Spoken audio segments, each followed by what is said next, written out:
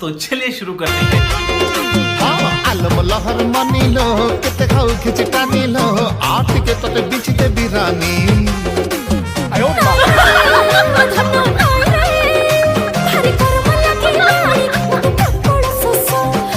ये बड़ी